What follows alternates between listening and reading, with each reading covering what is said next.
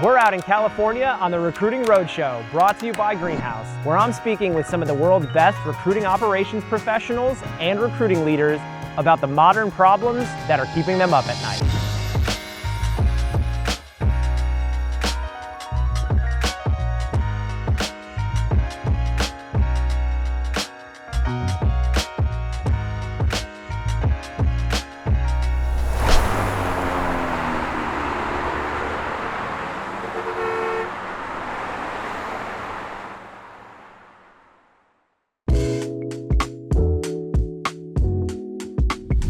I'm out in San Diego, California, about to sit down with Cailean Bailey.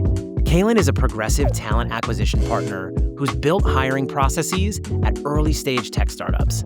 In this conversation, we talk a little bit about some of the problems that are keeping recruiters up at night and how he's built nimble recruiting operations processes from scratch. We hear a little bit from Cailean about his ideas around candidate experience, plus he has a unique take on data. So enjoy this conversation with Cailean. Cailean Bailey. I am the only Cailean Bailey on LinkedIn. It's also my claim to fame. If you can spell it, you can find me. And I lead recruiting for Radix. We are a software as a service platform that serves the multifamily real estate space. So we do multifamily analytics, which is a fancy way to say apartment buildings. So any sort of analytics that you need to manage, sell an apartment complex, we've got you. Cailean, I've really enjoyed getting to know your perspective on recruiting. Recruiting is not a one-size-fits-all process. There's no recruiting jail. There's no recruiting emergency room. And when I hear about the work you've done, I've seen a lot of synchronicity and some of the work that I have done. So it's great to meet like another version of me and the work that I do out there. Yeah. Because we get to work with early-stage startups. We get to work in tech. What we're seeing right now is a big transformation in recruiting. Teams aren't breaking because they're not working hard enough. It's because the systems aren't supporting them best. Where do you see the most breakage when it comes to recruiting process today? Yeah, it's a good question because there is so much technology available out there, but you can't have it all. You could automate everything from source to even offer today. But for me, where it still breaks down is just lack of like consistent communication and having a hard conversation about, hey, hiring manager, we might need a level set, or here's what the market is telling us. Regardless of what kind of infrastructure you have set up technology-wise, you have to communicate with the candidates well, but you have to manage your internal stakeholders. So for me, that's probably the biggest point of breakdown because everybody's busy. This is the one thing that we do, recruit, hire, put people through the pipeline. It is one point of what everyone else does. Like it's just a fraction. And so to me, it's like get your notes in within 24 hours. It's so simple, right? To the head of product at a SaaS company, like they're on to the next thing and they have to context switch. And all of a sudden they are 3 days away from that interview and their memory recall is shot. So for me, that's still the human aspect. The other side of that is the most beautiful aspect of what we do is because we are solving problems for humans with humans. And I will always be a human first recruiter. And so I try to be the pesky one in a nice way to stay really top of mind because at the end of the day, I'm trying to help them and help the business. We're protecting the business first as an in-house corporate recruiter, and we're helping our internal people as much as we are candidates. At what point do you think moving faster injects too much risk into the process? You talked about timeline for memory recall. How do you balance speed and quality, especially with those stakeholders? It seems like faster is better. It seems like it. You need the role filled, you need the problem solved, you need the code written, you need the sales rep calling. In a perfect world, which the world isn't perfect, you have run a process where you have given I call it a happy headache to a hiring leader, where they've got 2 or 3 candidates that they really have to sift through the competencies of each person and how they're going to help them. The hard part is it takes more effort, more time, more commitment to get to the point where you have 2 or 3 people where you can compare. Sometimes the market or the inbound doesn't actually yield that at all. So it's like, are you solving the problem right now that's a Band-Aid, or are you solving something that is going to scale with the function and the business? Most of the time in startups, we need to hire somebody that can just jump in and do it. They might be a functional leader, but they're also doing the role, like a sales leader that still calls and still closes. The risk is the impact to the culture. If you mishire the business, if this person's underperforming and you've sunk costs into it. I used to be a faster is better guy. That's born from agency days. Like, can't blame me. That's where the money's at. You've got 10 agencies working on a rec for a client. I'm very grateful that I have that mentality. But efficient speed is knowing you ran a full process objectively, reduce bias, and everybody is like making a fully informed decision. There's constructive discourse about who we should hire versus I don't care. Let's circumvent the process. Let's run a crummy experience, or let's circumvent an experience so that we can just get somebody in. We've all been in that environment. Sometimes it works, but usually it doesn't. So I try to tell the hiring managers now, take a breath. Like let their breath be their first point. Like breathe a minute, like digest. I understand now working with very technical people, they're processors. So you have to let them process. Whereas the old Cailean would have been like, interview ends, I'm like, hey, how'd it go? Good, bad? Like now I say, let your breath be the first response, and then take a minute, digest. I'm here to support you if you want to talk. You mentioned the piece about hiring managers' full-time job not being recruiting. I always think about what are the tools and systems we're using so that we can be a sticky process that they return to, that they look to for trust, and how we lean on those systems and automations so that they do have great reminders. So they do have beautiful software experiences that match the rest of the software in their stack for their primary business function. How are you thinking about like the evolution of tools and systems that you're introducing to hiring managers so that they take us seriously? You bring up something that I'm really passionate about, and I don't think it's talked enough about at conferences and events and webinars. It's the hiring manager experience. So when I'm demoing a new product, I've just gone through a new ATS implementation, and subsequently all the integrations around it. One of the first points of assessment was, how is the UI for someone that's not in TA? And we ended up selecting a tool that had a very simple Kanban board. It was like, easy, just drag it across. There's 4 ways to do the same thing, and you're not going to break it if you move it. So I try to think of a hiring manager experience as, I'm going to plate this for you. All you got to do is like consume it, and I need feedback in the tool for a myriad of reasons. And I'm going to make that so easy for you that's right there that you can't break it. And then I'm going to have all on the back end, all my notifications and all my triggers and things like that set up.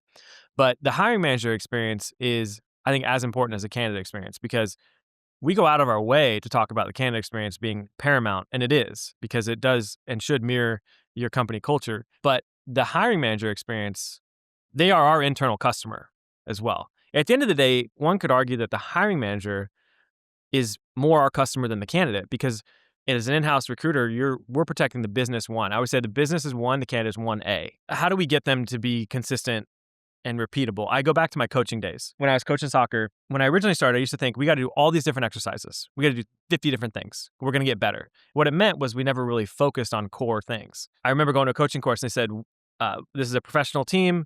We only do 12 exercises. That's it. We do 12 things perfect. And they all fed off of each other. It was just adding in a little thing here and there, but the core was the same.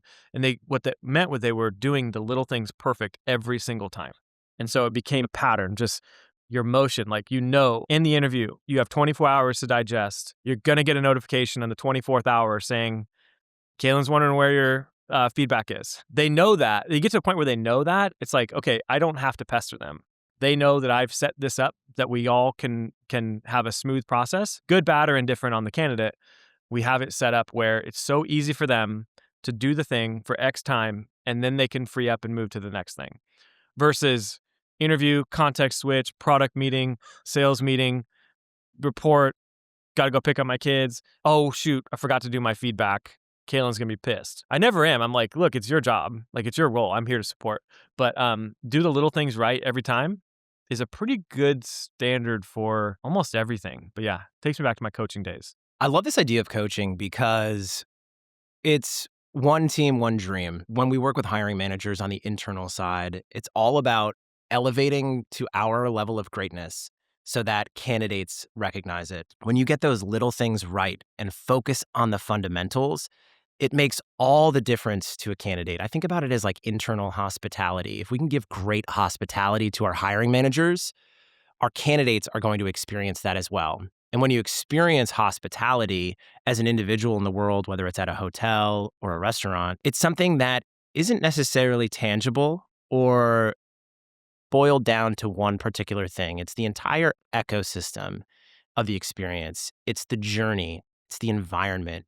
I love this idea of polishing the touch points for candidates, but also for hiring managers so that when they do context switch throughout the day and they come to the ATS or they come to a recruiting intake or a debrief session, they're rising to the occasion. It's a meeting they look forward to. It's a meeting they leave feeling with a course of direction for where they can go forward to get to that goal. And I love hearing you talk about like getting the little things right. A lot of this relies on processes and systems.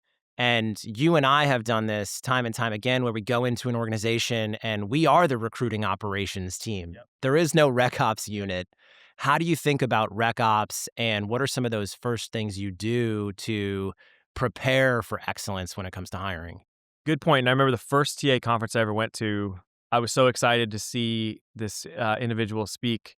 And I got there, and the headline was recruiting operations. I thought, this is cool. I really want to implement some rec ops into my life as a solo practitioner inside of the organization. Her subtext was how I run my 40-person rec ops team. And I'm like, I am the rec ops team, if you even want to call me that. So I'm big on process. Like I always say, the three things I'll never budge on is the process. So we're not going to jump around and we're not going to flip things around. We're going to keep it consistent, fair, unbiased. We're not going to skip somebody because we think, oh, this person's good. That's the reason why processes exist. The procedures and processes generally work to either disposition or include those people in the next phase. The process starts long before the role gets posted. Like we have to have a process for like the team, in this case, me or my VP of people, understanding the genesis of the role. And in that regard, we're really dialing into a very deep, robust intake form where a lot of times, I mean, now that it's set up and rolling, I can just sit there and let the hiring manager just send it. And I can even have an AI note taker synthesize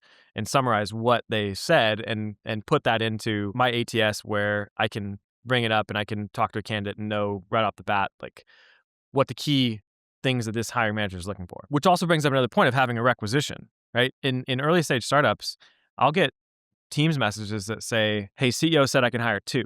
And I always say, can you send me a screenshot?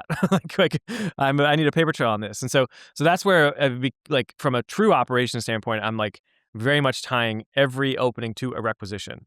And a lot of times you'll have 2 or 3, like back-end engineer, you actually need 3. That's okay. But it has to have a requisition behind it. So now we're mapping it back to like the business and the business's need and why the role's open. TA team understands why. And then we go into the process of how do we actually get the right person in the seat now that we know that this is the right seat, and we work against that. So I have become so much more intentional about standards, SLAs, processes, procedures, because I've been in environments where it's like, I got a guy I went to ASU with, he does marketing. And they're like, we should hire him. And they're like, well, why? Like, is he a content marketer? Is he digital? Is he SEO? Is he creative? Like, oh, you can do it all. Like, and that's an evolution from early stage to evolving company. Then you start to hire specialist problem solvers. I don't want to deal with that. I think we can do better than that with the right process, with the right set of competencies, that we've done the work on the front end. We can find that person that can really problem solve for us. Recruiting can be a thankless job. We're under so much stress and pressure to deliver great experiences to candidates, to hiring managers. Candidates often have competing offers. Why this is a profession for you? You're right. Objectively, we tell a lot more people no than yes. And that wears on me. I'm sure it wears on you. I mean, I fell into it on accident. You know, I graduated in 2008, was an athlete. All I knew was soccer. I did a corporate marketing internship. It was basically data entry. And all I could think about was soccer. And so I went into it. It was recruiting, actually. I didn't realize it. It was coaching, but college athletics, which was my first 7 years of my career, was recruiting. Why this player in this position at this time and how they can solve something for the team. You just flip the field to an office. You're still looking for specialized skills. The person that's going to score 20 goals a year for you, that's the sales rep that smashes quota. I would say the left-footed left back is like the data engineer that is like works in a very specific domain or whatever, because they're so hard to find. Everybody wants them. I didn't realize that was preparing me for a career in recruiting on the corporate side. And it took somebody that I happened to run into at a Valparaiso University networking event that ran a boutique agency. And she's like, you have all the raw materials to be a good recruiter. You just don't know really what it is. And I remember on my first day at the agency, I said, wait, so companies don't actually recruit for themselves all the time? And then it all made sense, and I got so much exposure to it. What aligned for me early was the connection side of it. And you and I were talking earlier about like creative ways to get to know candidates and how to break down the anxiety level. I've always felt like that's something that that I could do pretty well, like meet somebody and ask them questions, get to know them, make them feel comfortable. I love that part. And we get to do that every day, sometimes 5, 10 times a day over and over again if you're working a lot of interviews. The ultimate thing, though, was when I went in-house, I got to put on the jersey of a team. And I like that metaphor of I get to wear the jersey. And so now I have a lot of people relying on me because I do think that TA, like, it can make or break your business.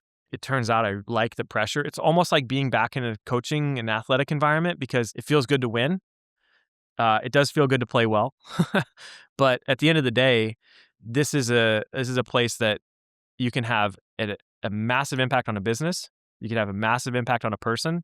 And even if you don't hire a candidate, you can still have a connection with them and you can still help them. You can still connect them to your friends and colleagues and network. And so I feel like I'm a professional matchmaker, but it's not always hiring for the business I represent either. I just like having the opportunity to connect with people and have another set of eyes out there for them because job seeking is hard and it sucks. And it's been really difficult for job seekers over the last couple of years. For someone to know that there's somebody else out there that's like really advocating for them or that can help them or just bump their profile onto the next person and maybe that yields something. I love that. Playing well and getting a win is something that every recruiter wants to do. But in order to be prepared to do that in this market, we have to deploy a new strategy and a new playbook from what worked even just a couple years ago. We're seeing things like increased application volume. Companies are dealing with candidate identity verification and candidate fraud. We've talked about recruiter burnout. What are some of the ways that you're meeting the moment with these new challenges? I feel like I'm going more analog, start to finish. You can automate everything. You can have an AI agent sift through your applicant pool. I'll caveat by saying that I've only ever worked for small orgs where I'm not getting 30,000 applicants a month. And so I don't have any understanding what that life is like. But I think two things are critical for a recruiter to be successful and stay relevant is one, don't forget the basics. Human interaction, call people, text them, tell them what's going on, high touch.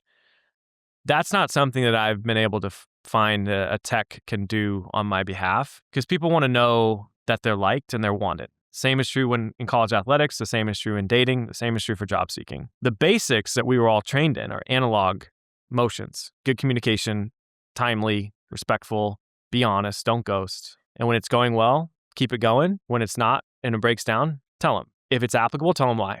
The other side of it is the industry itself is going through a seismic shift in the technology that is available to us. I think where I'm at right now is in the same day, I'm a sourcer and a director, sometimes VP, sometimes back down to coordinator. Some days, all I am is a coordinator.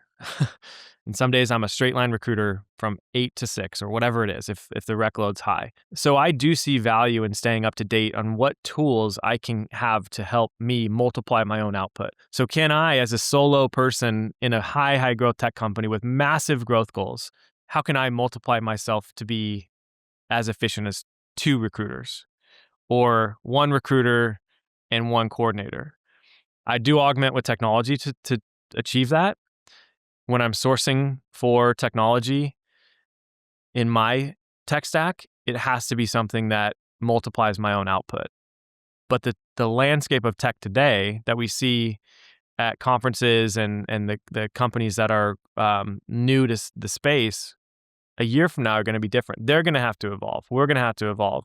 The expectation is going to have to evolve. The candidate population is going to have a different expectation because they might assume that I'm an AI person calling them. That might be something they lead with, thinking that like, well, this is just the norm now. I'm probably not going to talk to a human. I literally had somebody the other day. I sourced them and I was just like, we need the role. I cold called. She goes, are you real? I said, yeah. Here's my LinkedIn. I'm the only Cailean Bailey on LinkedIn. Haha.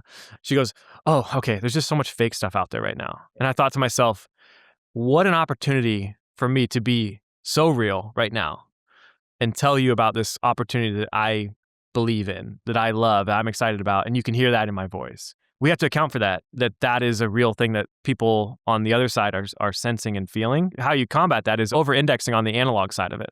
Like, just be humans again. I love that idea of meeting the moment with an opportunity to be so real, to be so human, to deliver 2 to 3x empathy that it takes to place an engineer now than maybe it did a couple years back. And when I think about that realness, I think about this phrase pattern disruption. What is pattern disruptive for candidates? That's always going to change in a moving market. And I think about some of the career recruiters that have these tips and these tricks and these ways that they've injected pattern disruption into the candidate funnel. And I think a lot about AI and how AI can help us be more impactful in our work. There are only so many resumes we can screen manually per day, only so many recruiter phone screens we can call, or debrief sessions to conduct, or interviews to schedule. And I really like the idea of AI at the top of the funnel, from getting better signal through noise. Traditionally, we reverse engineer our candidate funnels so that we know, hey, we probably got to get, 6 to 10 folks in front of a hiring manager in order to get to our hire. So in order to get those 6 to 10 yeses, we need X amount of recruiter screens, and we need X amount of outreaches, and optimize for, maybe 1 to 2% inbound pass-through rate for applicants. I'm excited about AI because it allows me to meet the demands of the business in newer ways, because those demands are piling up. Where would you implement AI, and how are you thinking about meeting that humanity with maybe just one part of the funnel using automation? Where AI can really help us at the top of the funnel is like segmenting, like allowing it to segment the candidate pool, the applicant pool. A lot of ATS systems have that embedded now, or a version of that embedded, like a talent fit type thing. I even have created my own GPT called FitCheck. It's a pretty good system, and I've made it in a way that I can send it to a hiring manager, and I'll say, hey, I want you to spot check this resume, but here's where it matches. So it can actually bubble a profile or profiles to the top of the list, which means they get seen faster, which means we can activate the process faster. I still think we need to screen for behaviorals and communications and speech cadence and all these types of things that go into it. We still have to assess technically in those ways. But the reality is that my biggest time constraint is sourcing and sifting through the applicant pool. So that's where it's been most impactful for me. Mid funnel and bottom of funnel, I don't really have a ton of AI in that process, because the pool is like 3 to 5 candidates, and we're shipping them through to get down to 1 to 3 to get to our CEO. That's the goal. And so that top of the funnel is where I have the most need in my context. As soon as I have that first touch point, though, it becomes very much a human experience for them. What I also like is, and this is an important point, is like the difference between AI and automation. As a solo practitioner here, like automations are key for me. Of like, what happens when I move somebody across the stage? What series does it send of emails? Does it send a scheduling link for the hiring manager or whatever? Or does it send an email about, hey, here's a cool tech that we're building? Like, I can make it seem very human through automation work that I've done at the very front end of setting up a requisition and an opening in the process. So we keep hearing a lot about candidate fraud. How have you experienced candidate fraud in any of the requisitions that you've been working? Well, I have no shame in saying this, and I open up presentations to get very real with people that I've hired at least one person that's overemployed. Found out on day 3, they had logged into, I think they had forgot which computer they logged in on, and they tried to log in something else, and we flagged it and found out, and they actually came clean about it. So they were like, all right, well, I guess we had to pay them for their 3 days they worked. So I have done that. Like, I'm not somebody that's immune to that stuff. I also will include misrepresentation of availability, location, work authorization as fraud adjacent, in that it is frustrating to have a really strong conversation with the candidate who matches the role technically, functionally and find out that they perhaps in the future do require sponsorship, but they said they didn't, and they don't. Maybe they didn't understand the context of the question or whatever, but that is frustrating, especially with the highs and the lows of the emotions of this, of being able to potentially solve a technical problem, only to find out that at our stage, that's not a viable option for us to hire someone in that context. I have noticed through some of the questions I have on my initial application, I always throw a few creative ones in there. When I worked at a design agency, we had the song I was telling you about earlier. What song would you play? Or rather, what song would be playing every time you walked into a room? Or if your creativity had a soundtrack, what song would be blasting right now? And I would see 40, 50 of the same answer. It was always Eye of the Tiger for its upbeat spirit and whatever. It was a verbatim. So I was like, that signals that that's probably some kind of automated bot farm. And unfortunately, like, it's frustrating because I still am looking through all of those. That's an opportunity cost against somebody. The resume could have been reviewed that is viable candidate for the job.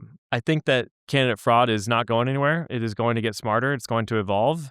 I don't know the solve for it. I know there's a lot of really great tools out there that can help with that. I'm not experiencing at the volume where I need to grab one of those yet. I think the frustrating part for me is the opportunity costs against candidates that are working hard to find a job, or they really want to work at my company or whatever the case may be.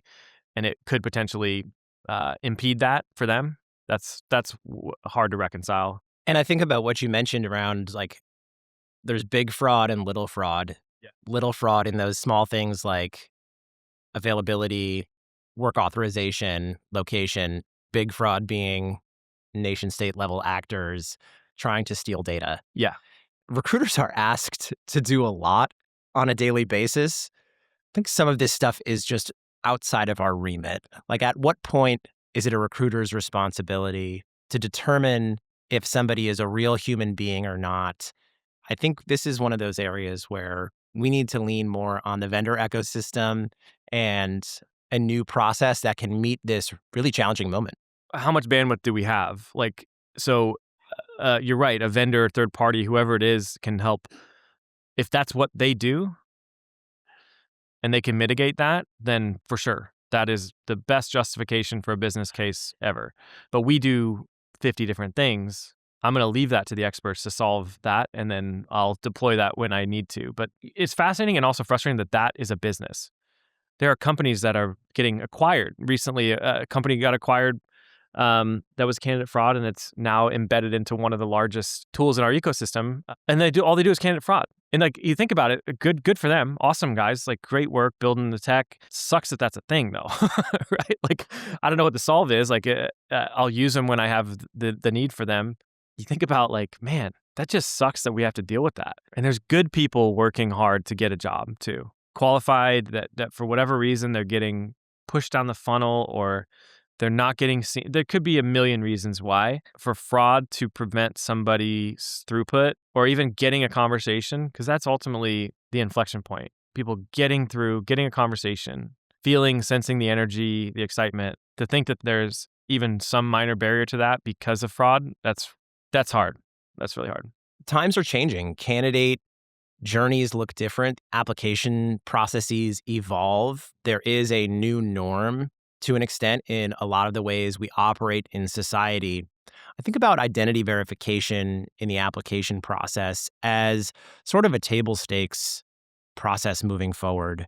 You know, Americans are asked to prove their identity with documentation for far less risky environments or exchanges than getting a job. You enter a building, you show your ID. You go to the post office to pick up a package, you show your ID.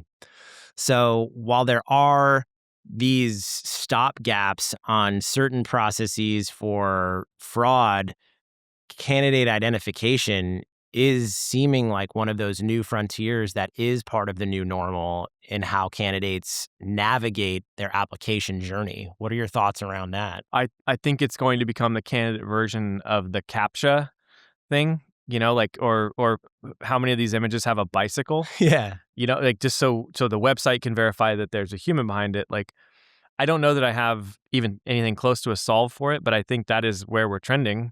And in some ways, it's going to be a scenario where if the candidate wants a job, they're just going to have to do it. Like, if really cool companies are making you do that, like you might have to, like, and it will become the new norm. But I keep going back to thinking it's going to be like the CAPTCHA thing on websites. That's such a good example. And historically, candidates are really doing whatever they need to do in order to get a job anyways. Oftentimes, the best person for the job isn't necessarily the best person in the market or the most qualified individual that exists to do the job. Distilled at a very granular level, it's the people who are willing to put up with the company's ask to prove and demonstrate they have the skills in exchange for the value proposition the company is offering. And we think about this like other parts in the recruiting operations process, like assessments, take-home assignments, coding practicums, whiteboard sessions, 30, 60, 90 strategy plans, mock sales calls, even things like psychometrics, reference checks, background checks, all of these parts of the candidate and assessment process that are really just a series of decisions that a candidate opts into for if they think the job at the other end is worth that. I have a really good story recently. A friend of mine, CEO of a CPG company, shooting the breeze on a call. What would you do here? What would you do there? And she said, but I got this guy that showed up at my office in a nice shirt. He dropped off his resume and he's interested in our account manager position. And I said, talk to him. Just talk to him. I said, you can't teach that. I go back to saying I could teach somebody how to score. I can't teach them to want to score. That's the difference. And so I said, well, how's the resume? She said, good. You know, he's doing door-to-door sales, like selling physical products. A little bit green on experience. You know, we're looking for 5 years. He's got to talk to him. I said, I would bet money that you'll like him at the very least. I don't know if he's right for you. I can't tell you that. That's the candidates going analog. remember doing that? Manila folders and printing them in resume paper. When's the last time you touched resume paper? Remember that? Go to Staples and get that? But I thought to myself, that is doing the opposite of what everyone else is doing, which then makes you memorable, which then means that, this person is showing effort to be present. And also, if you're interviewing them for an account manager or sales role, they're going to have to do that virtually all the time. They might have to do it in person all the time because this person's not scared. Or at least they've signaled that they might not be scared. And you and your team need to vet that out. So I think that's like, that for me, that's a beautiful story because it signals so much about the candidate without the candidate really doing a whole lot other than just being brave enough to go into a place that he was probably nervous. I mean, I would be. And he got a conversation with the CEO of the company. So that's awesome. I mean, it's a small company. It's not like trying to get into Larry Ellison's office, by pretending you're a DoorDasher or something like that, which I think is also very clever. But those are the types of stories I hear. I'm like, oh, dang, that's cool. Even if they don't match on paper, like there's something there. And not to get too off track, but I do think that intuition is something that AI can't take away from a recruiter.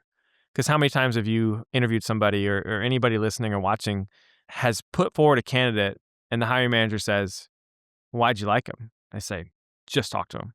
I can't really explain it completely, but you're going to know when you talk to him. 99 out of 100 times that hiring manager's like, I get what you were saying. They may or may not be right, but like you didn't waste my time. That was good. Maybe if it does work out, like that is the ultimate like endorsement for a recruiter's intuition and feel, because we have the reps. We have so many reps in this space that hiring managers don't. And you can be like, I love saying that. Just talk to them. Trust me. Buy you a beer if it doesn't work out. I'll send you coffee, whatever. Like, I just know. And that's something I don't think that AI can take from us. AI is not going to be able to intuit the feeling and the body language and the energy that you get from other people. I don't want to work in recruiting if that part is outsourced to AI. And we talk about the art and the science, and you just anchored to the art, the craft. I truly see recruiting as a craft. Mm-hmm. I love this. I love practicing it. I love those reps. I love the challenge. I love rising to the occasion. The science side is where it's really interesting right now with methodology, with technology. And what we're seeing with the influx of applicants is recruiting teams are injecting more friction at the top of the funnel. We see this through traditional methods like knockout questions, open field questions for those job application questions that read almost like a behavioral interview. Mm-hmm. There's a lot of talk about cover letters. And we hear from candidates sometimes in the market that they don't like writing cover letters. Whenever I see that, I think about, well, the cover letter has evolved. It's no longer that first piece of paper that's also printed on fancy cardstock. The cover letter could be anything.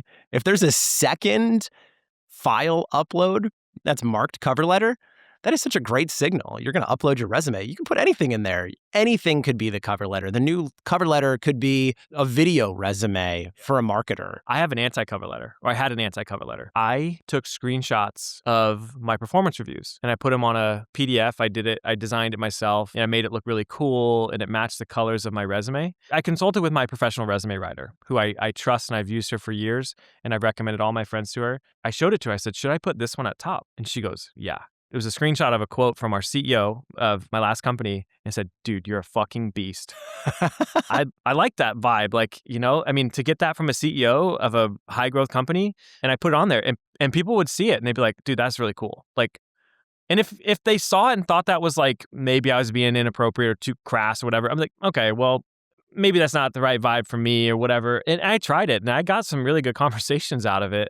But it was small companies that were really aligned to that. I wasn't applying into large enterprise things. That may not have landed well. I was strategically placing that in front of other startup leaders that could go and look at that CEO and be like, oh yeah, he's cool tech guy, creative type. But I just thought that was so cool. And I called it the anti-cover letter because it was different. Like, it was different. But you're right. I mean, nowadays you're seeing a lot of videos, seeing a lot of, here's the body of work that's relevant, which is what a cover letter should be. Here's the relevancy to your role in your company. I'm still pro cover letter. And I'm using cover letter in a very broad sense because it could be a million things not on paper. But that is the opportunity to capture something specific and relevant to the role and the team that I think you can totally retrofit towards the role, team, company, mission, vision, values. You get a chance to articulate that, which normally there's not a field for that in an application. So I'm very much pro cover letter. So we talk a lot about data and metrics in recruiting. What's a hiring metric that signals to you if your recruiting function is working? One keeps coming to mind recently. I started talking about it in one of my presentations of how many rejected candidates are still referring people to organization. It's not a metric that's embedded in your ATS. Like, you have to manually calculate that. It's probably not going to be a huge number. But to me, that signals rejection was just a redirection for that candidate, but they still hold your process and your company and all the people in high enough regard that they'll refer their colleague or friend. The return on the relationship is what's critical for me. Everybody talks about ROI and all this stuff. Return on relationships in life and in recruiting. I mean, I think a lot of us have had experiences where we've rejected somebody for whatever reason, and we see that person get hired at our company a year on, especially in startup phase. Maybe that person had too narrow of a niche and we needed more of a generalist. Well, when you go through your various funding rounds and things like that, like, things evolve. You go from generalist to highly, highly specialized to operational to strategic. That person may not be right then. And that's why that conversation of letting people know, letting people down easy, respectfully, telling them the truth, but also giving them some hope that this door's never closed.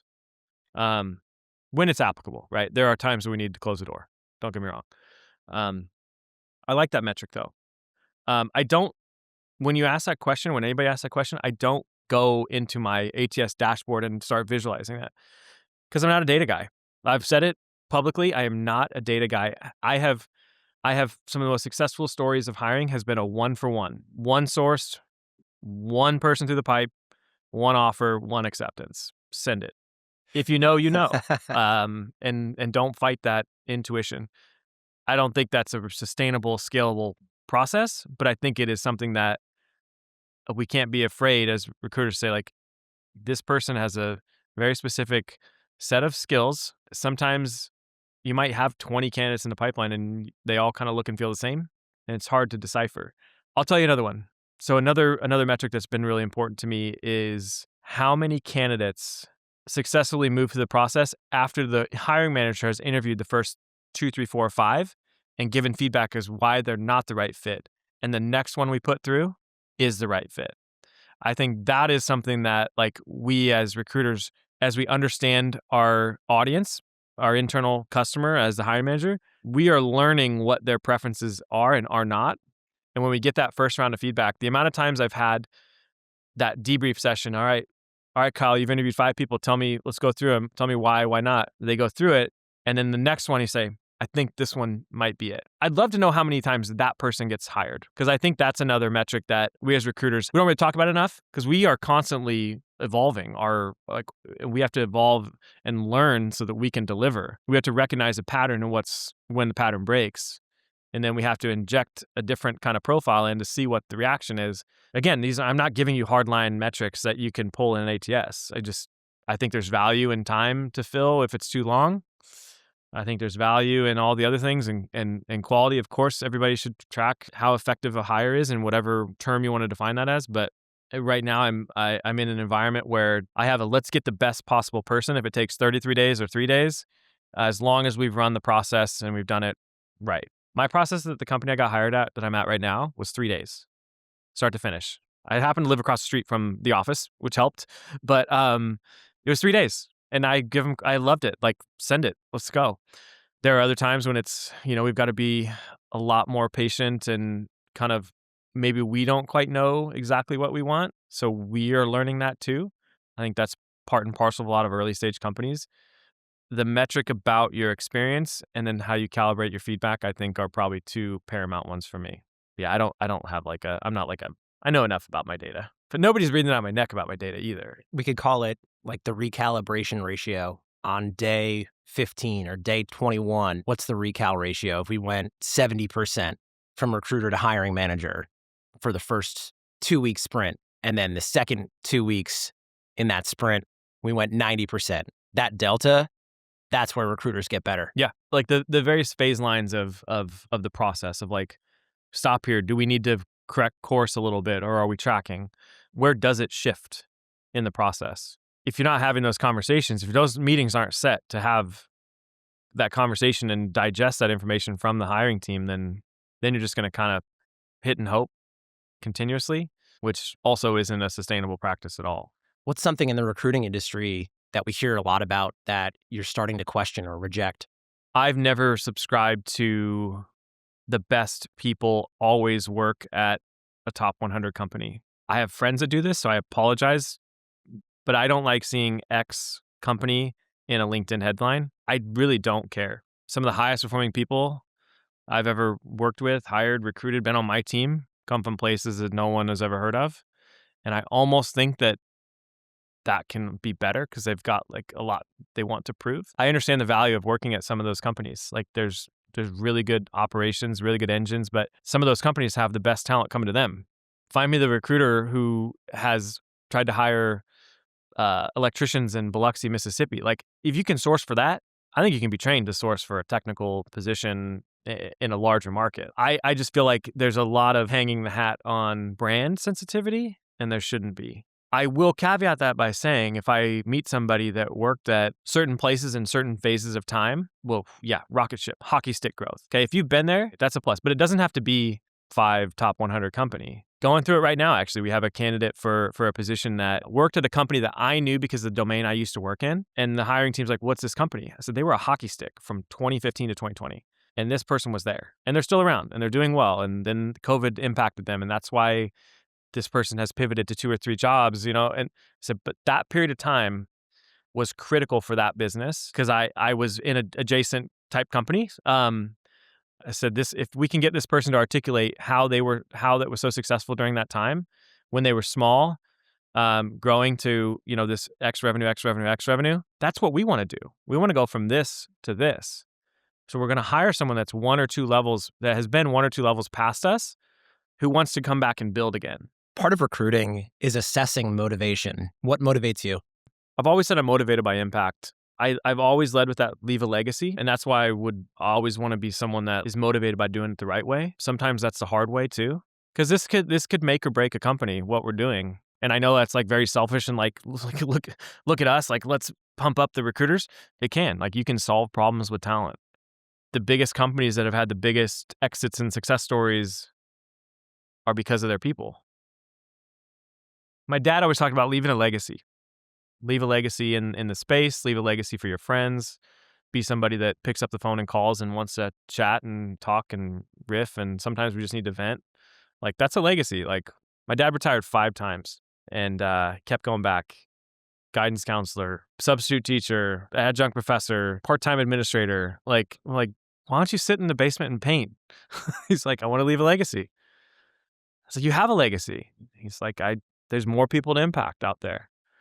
And his wake had to be kept open for 2 extra hours because of all the people that were there, all the students and stuff. Yeah, that's always in the back of my mind.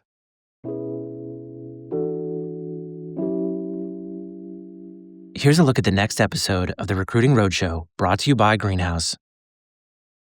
We're out in Los Angeles, California, and I'm about to sit down with my friend, Jeremy Lyons. Jeremy is a friend of mine from the internet, and we connect every week about some of the problems that are keeping recruiters up at night. What happens when AI is suggesting a layoff? This is an ethical dilemma of how we move forward in a world with AI and how we interact with it. I mean, I can't automate a hiring manager changing their mind. I can't automate for an interviewer having a bad day. I can't automate a candidate showing up at 80%, not 100%. Motivation is often the most important variable in predicting if somebody's going to be successful in their job. Motivation is a hard thing to bottle and capture. When the people break, the processes break, your systems break, operational thinking breaks, find what it is that you've really loved doing within this space and go and try and do that thing, because you don't want to be holding people back. And you don't want to hold yourself back.